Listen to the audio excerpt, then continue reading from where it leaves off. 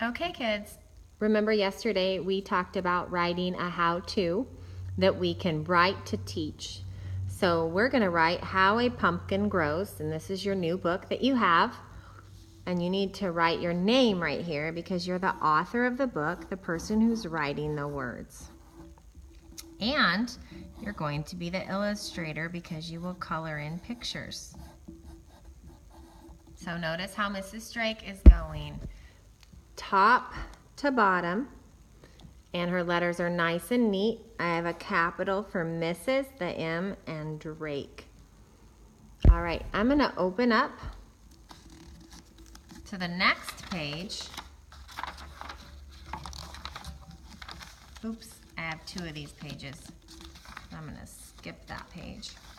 And I'm going to open up to our first thing that we are going to start with telling. Now remember, yesterday we talked about topic sentences, so our how-tos are always going to start with, I can tell you how to. But we don't have that in this book. We will when we write those on our own. So yesterday we said first, you plant the seed, and everybody told us where, and we had different words for that. Today I'm going to use the word soil. So first, and I can spell that correctly because it's right up here. So that's using your resources. Sentences start with a capital letter, and then I'm going to put a comma because I'm pausing. First, plant, plant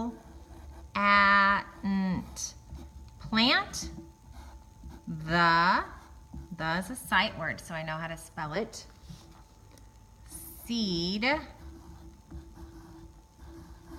has the long E sound, so I use the vowel with the friend.